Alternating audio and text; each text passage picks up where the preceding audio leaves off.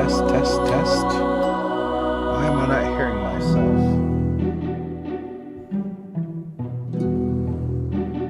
On.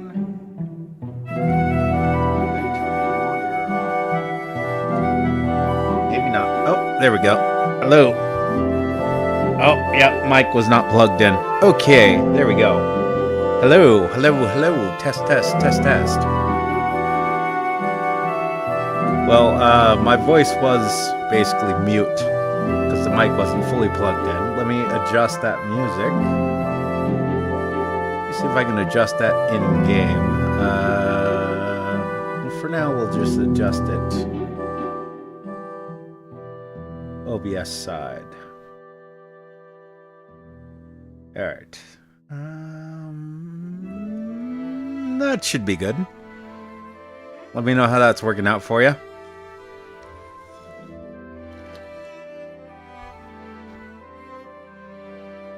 Dio, hello.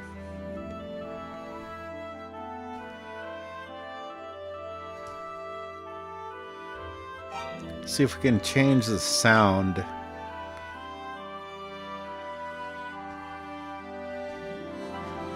I think we can only turn those on and off. I don't know.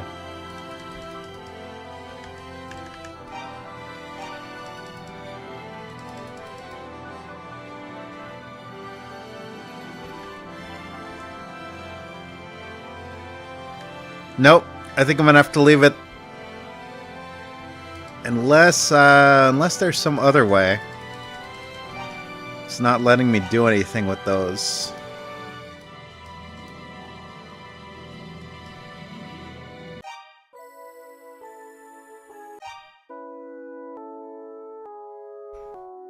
Old school.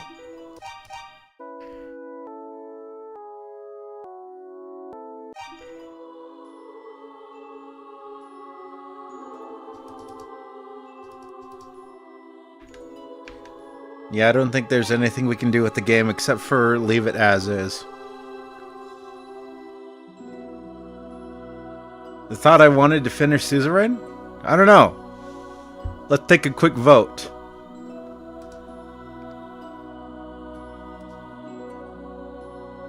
I'll leave it up to chat.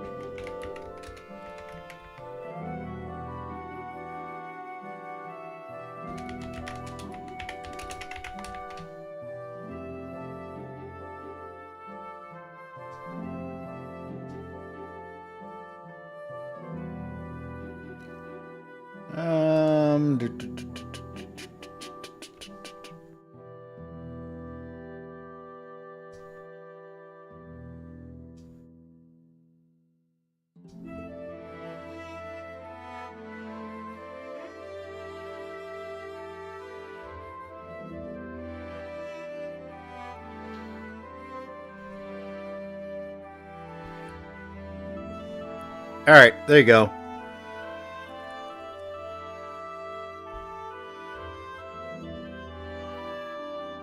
What's done is done.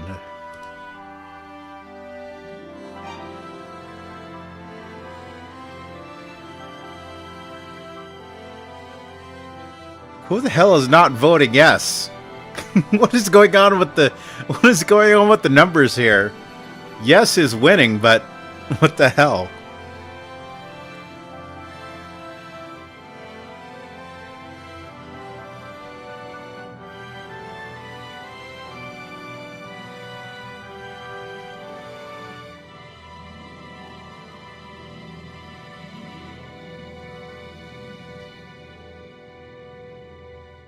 Oh, of course, someone would have to. Someone would have to ask the real questions.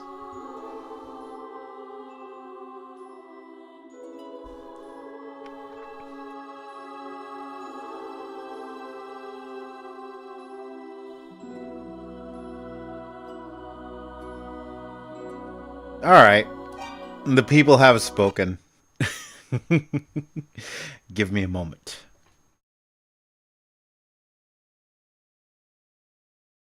I wasn't expecting to finish Suzerain today, but I'm a man of the people.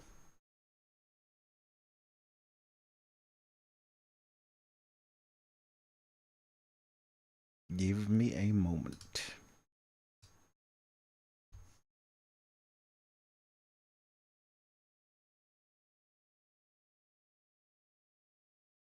Please do not jump over to my... Okay.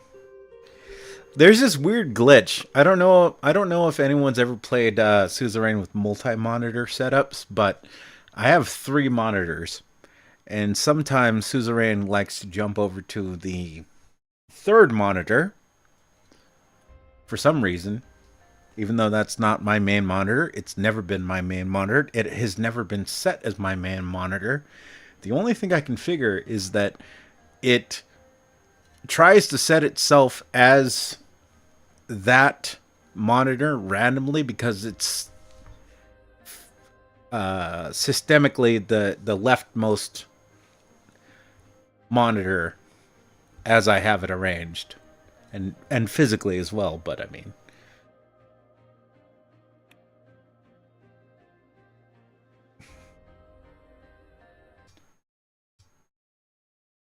alrighty, let's.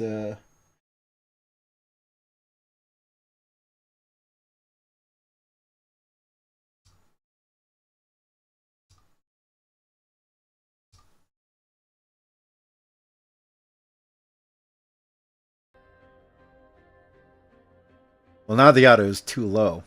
That's why we can't have nice things. Let's bring that up a little bit. Not that high.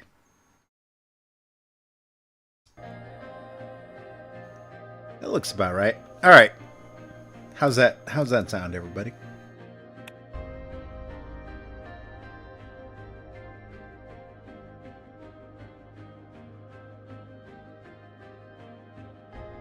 Audio good?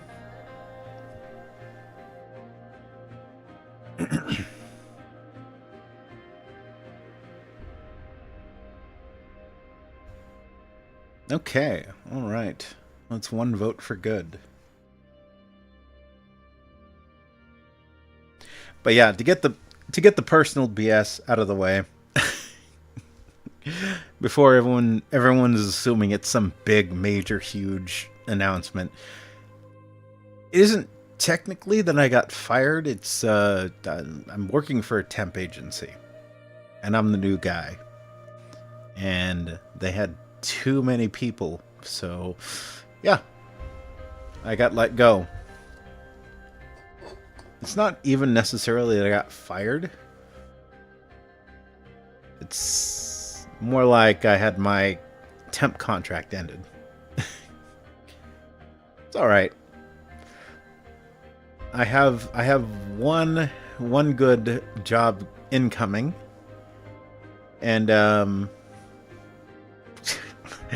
I've been putting in job applications since February. I never planned on keeping the job a long time anyway, and I was counting the days until I could get away from that job. So, not much to be sorry about, but I appreciate that. At a certain point, you just get whatever income you can have. At the very least, it's nice to be spending my own money for once, as opposed to having to either rely on whatever savings I have or whatever hook or crook I could use to get some funding together.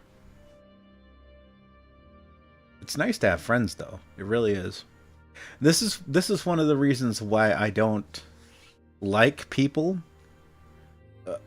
who what would be the best way to put it?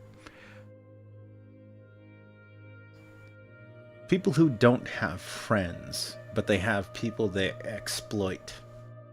Like, there's a difference. Friends will help you out. People you exploit, they're you assume them to be suckers all the time. I got a lot of family that's like that, so anyway, again, not to go too deep into personal stuff. So, as long as the audio is good for everybody, let's finish Suzerain. Hopefully. Probably. I don't know. I don't have a job to go to tomorrow, so might as well finish the game.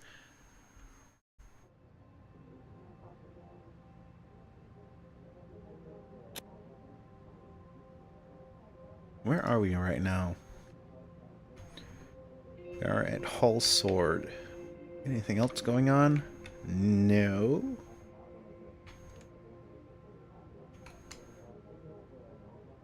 Someone's blockading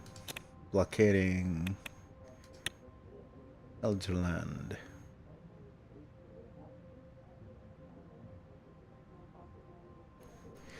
Elderland is currently under the complete blockade of the Valentine Native. The blockade is believed to be part of the Chancellor Hagel's decision to send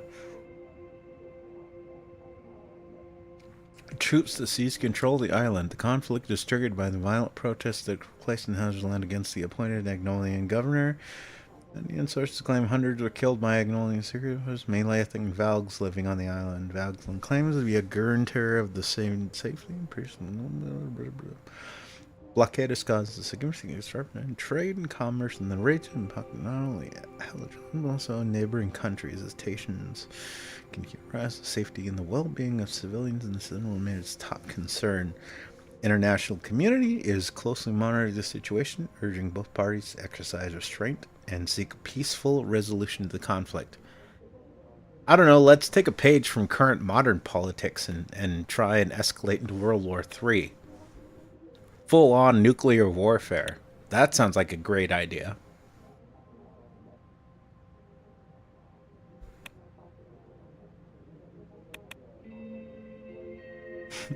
The Cuba Missile Crisis.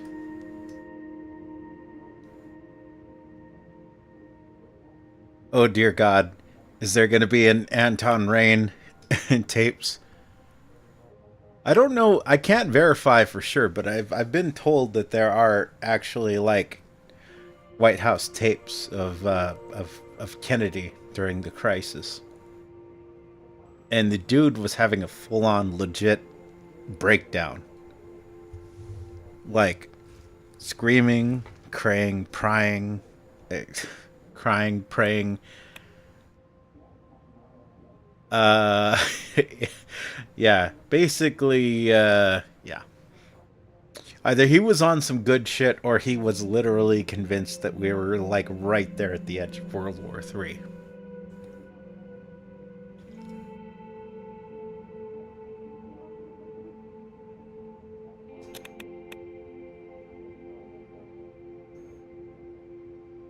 Growth is way up. Look at that. Look at that projected growth.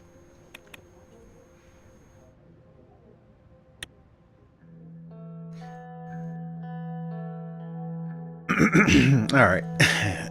Been a minute. Also, I've just sorry.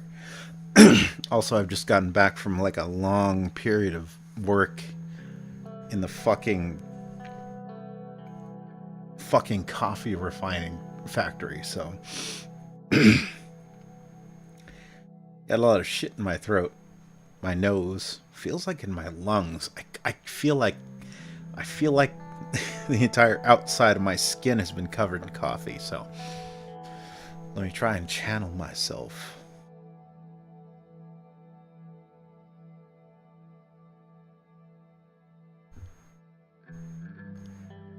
I arrived at the Ministry of Economy and proceeded upstairs. An assistant waiting by the door to the meeting room took my jacket. I opened the door and entered the largest boardroom in the building. Simon was sitting alone with a glass of water and his documents laid out before him. He stood up when I entered and approached me. After a quick handshake, I took a seat. Good afternoon, Mr. President.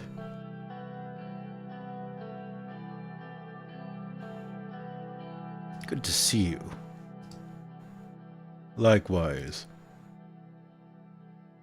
A knock was heard on the door, and Lucien entered the room. My most sincere apologies.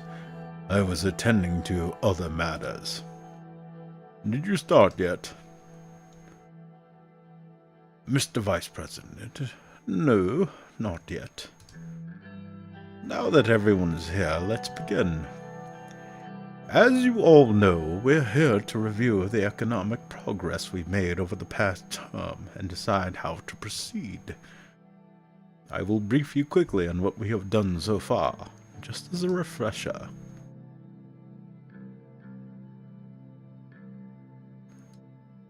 Very well, let's hear it. He gathered the documents in a pile in front of him and adjusted his glasses.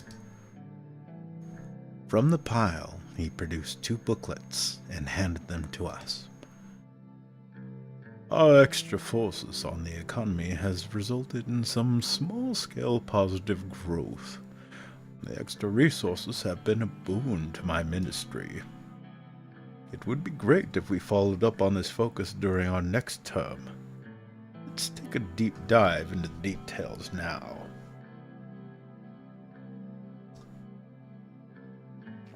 Please, turn to page 5.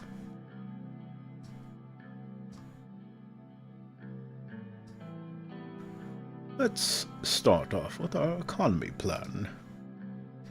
I would like to say we are on track, but unfortunately I cannot. Our decisions so far have not been in line with our initial intention for a market economy. It looks like we are going for a mixed approach instead. Something in between a market and planned economy. We have deviated from our plan.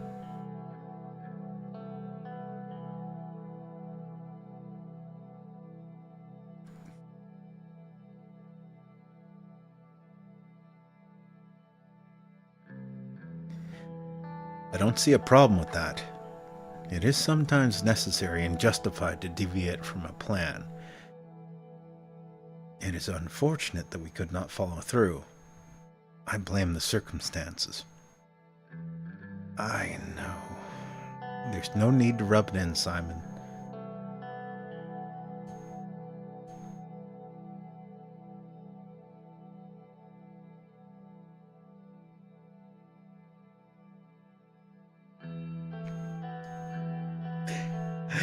Did sell Stat Company, and he didn't do tax hikes. I don't know. Maybe it's an update?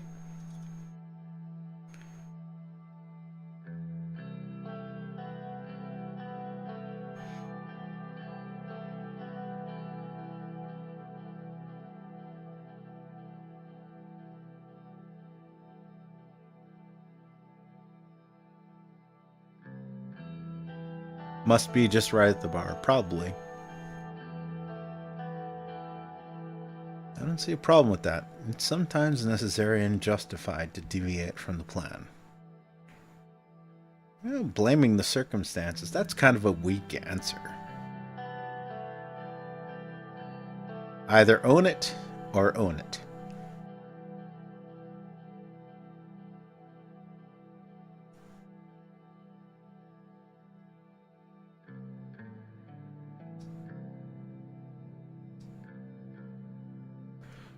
As long as the public views such a deviation as intentional and not a hasty improvisation. Just pointing out the facts here. Let's move on with the report. Please, turn to page 16. I turned to page 16, titled Los Enfes Terribles. Oh wait, sorry. I'm reading the wrong book. Status of trade and the effects of foreign policy.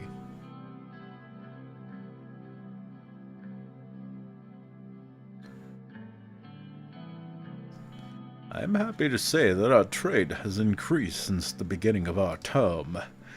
We are on the right path. More trade means a more vibrant economy, which means unbridled economic development.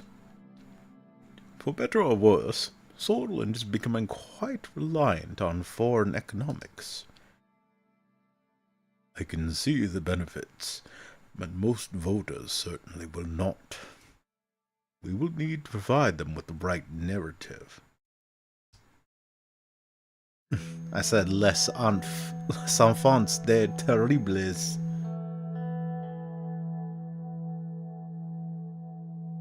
It's good. It's a good book. Musical, very different in certain ways than the book.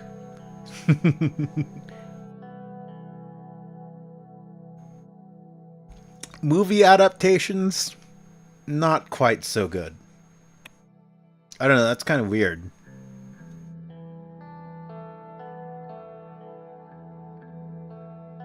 But yes, maybe if I did, I did. And that's what you excel at, Mr. Galad. I'm sure you will have no problem spinning this around. We need to aim for a more balanced approach. I don't see what is wrong with a little extra reliance on our allies and neighbors. We need to fix this issue as soon as possible. Swordland can't be a nation that relies on others.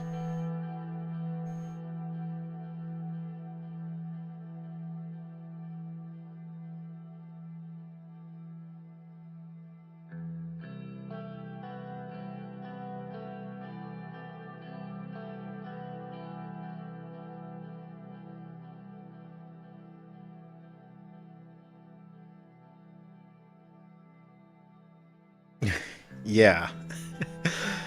I mean, that's a lot of the fairy tales. Go back and look at the original versions of all of the classic Disney fairy tales. Little Mermaid, Snow White. Need I go on?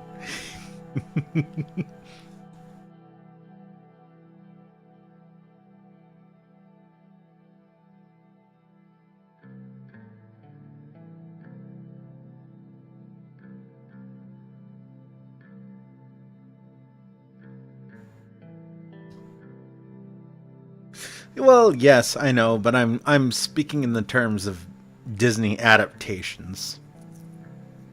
For the general purposes, most people consider it a Disney fairy tale, even though it wasn't a fairy tale. Neither was Aladdin. Aladdin wasn't a fairy tale either.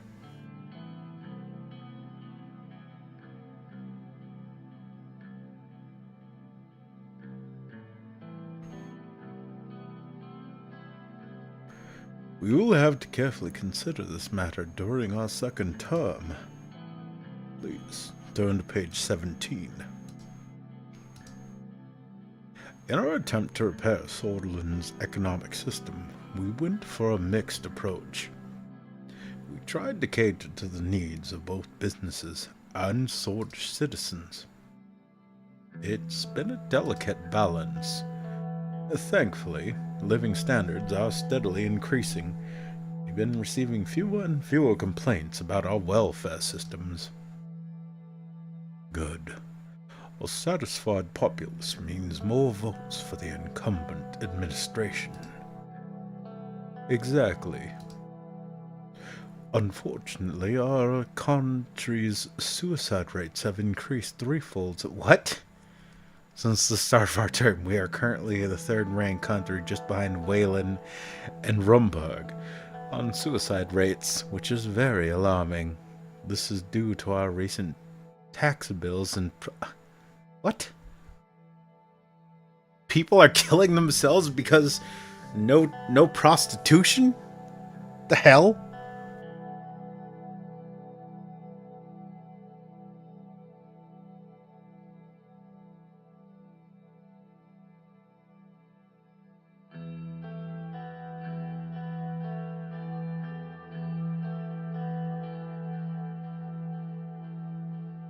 Is it is it all the whores? Is it all the whores and their Johns killing themselves? What the fuck? I have never seen that before. Well, I'm glad to have shown you something you've never seen before.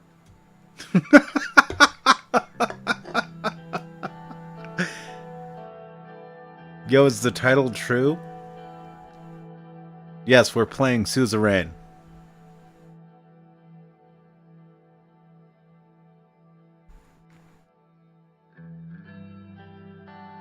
Oh wait, no. The other part. You meant the other part. Yes, random games. We were gonna play East, but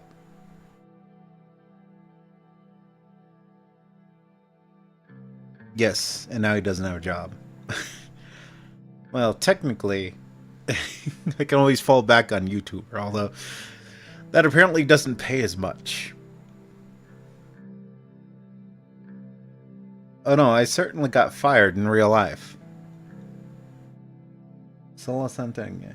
I'm playing some Dragon Ball, editing a video. What's good? Hey, what's up?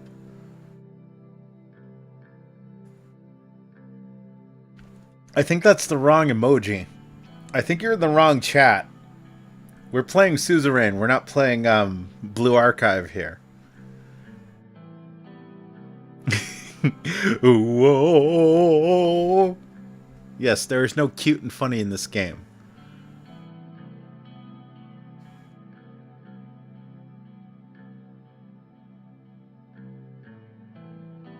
Squid is broke now? Nah.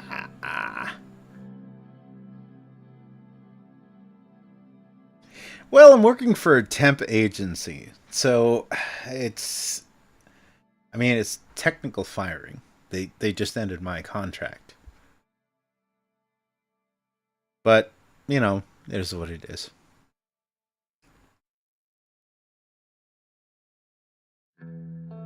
Just doing my best to survive here. That's all I can do. Alright, let's finish this game. I'll finish this. Also, the suicide rates. What the fuck? Taxation. Okay, so prostitution ban. I mean, if you're gonna kill yourself over prostitution bans, I don't know what to tell you. But tax bills? I don't think we didn't jack up the taxes though.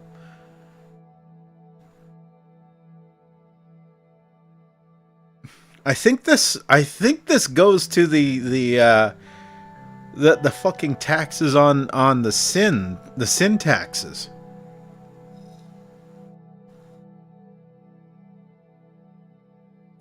Brat fired from job in need of. Oh shit! Yeah, I did jack up the taxes on booze.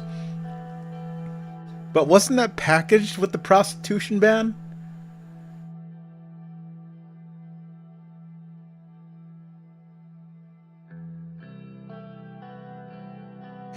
If you throw Monica on the street and bribe the court to get full custody, this game's fucked up. If that's true, this game's fucked up.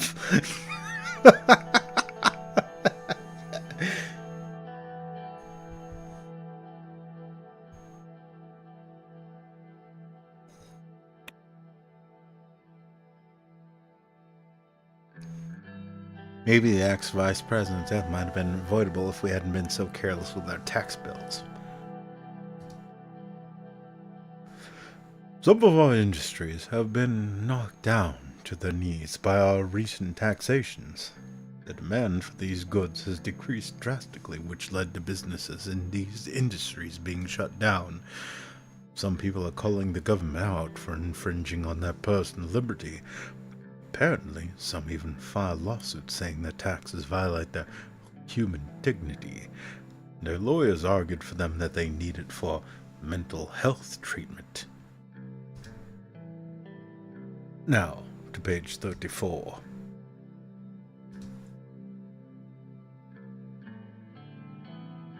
Our production rate has gone down since the beginning of the term. We're at a low point right now.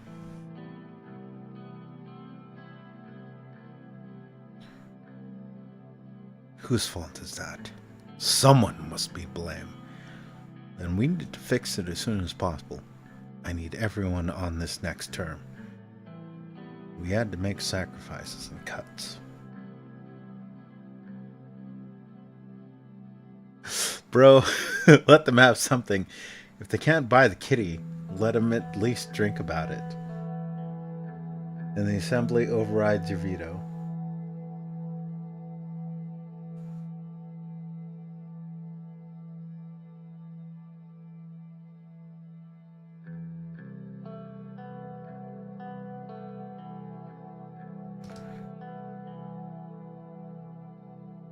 As you wish, sir.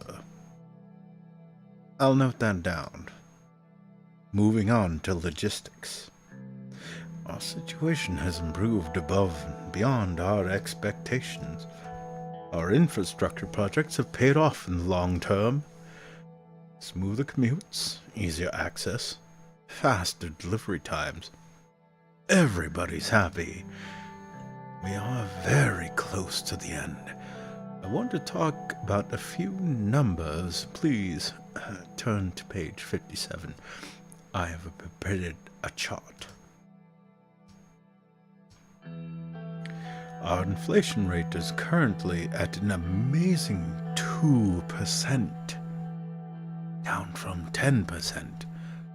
It's the lowest Swordland has ever seen. The Swordfish Wren's value has been largely maintained and consumer prices have been stabilized. Which means that Swordfish citizens are happier. Imagine the fucking Big Macs you can buy with Swordfish Wren at this point. Imagine walking into McDonald's and paying with Swordfish Wren.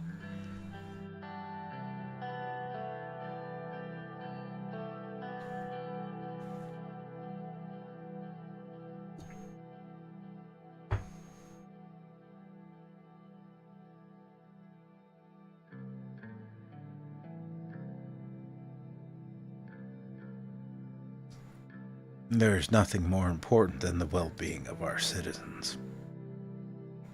Agreed. Mr. President, do you have any questions so far?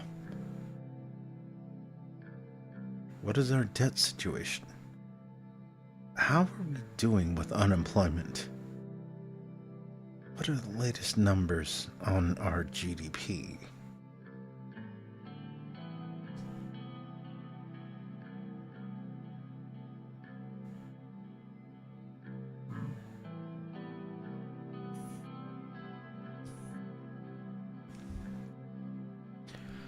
The unemployment rate is at 5%, down from 16%. The positive trend is mostly due to our investments and wise economic planning. Whew, 5%. 5% unemployment from 16. Woo! Let's go. What are the numbers on the GDP? Our current GDP is at 513 billion, sir. Major increase from the 310 billion SR we had at the beginning of our term. Ooh! Money going up. Money, money, money. Money. 4% is the lowest you can get, and you can only really get as commie by mass conscripting. As per the latest stats, the economy grew 16% in the last 4 years on average. In short, we are enjoying an increased economical capacity. Yes! That's what I'm talking about. What is our debt situation? Our debt is at 310 billion SR, down from 427 billion SR at the beginning of a term. Ooh, yeah! Let's go! We managed to bring it down quite a bit. As a result, international investment has increased along with our government budget. Those are all the questions I had. Very well. I want to quickly highlight our budget expenditure. My numbers indicate that overall we have been fairly balanced in spending our government budget. A balanced approach is good. However, we shouldn't forget that money is not spent in just pieces of paper.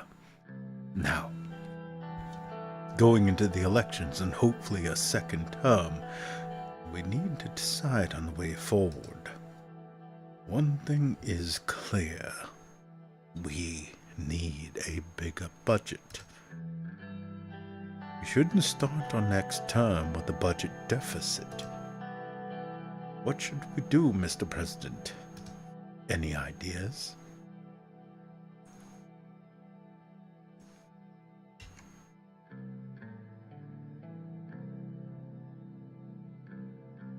Hello, hello, hello, hello. Welcome, welcome, welcome. You reduced debt to GDP ration from 140%. I almost halved it. Almost halved it.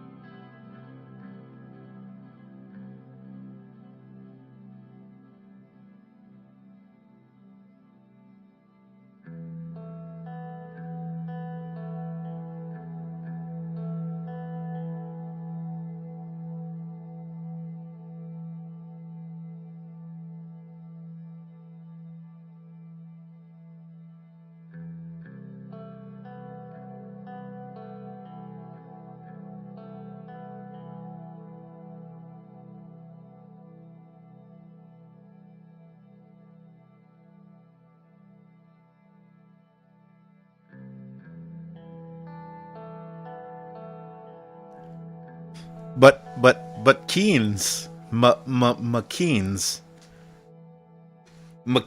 though.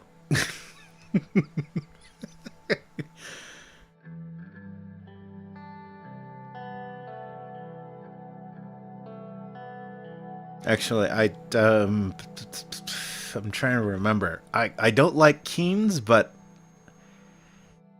I'm trying to remember why. Isn't he the guy that's like, if you spend more, you get more?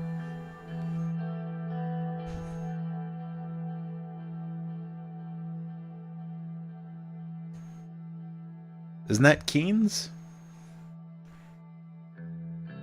He's like, well, if you just keep paying people to dig a hole, all that money is going somewhere, so obviously more profit. Yes, okay. Yep, exactly. Paying people to dig a hole. Exactly.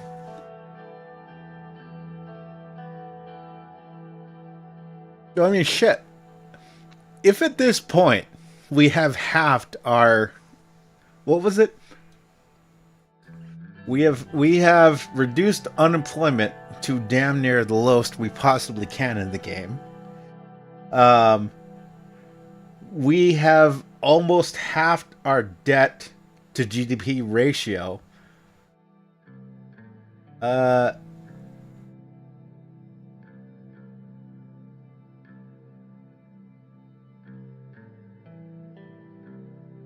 Like, why?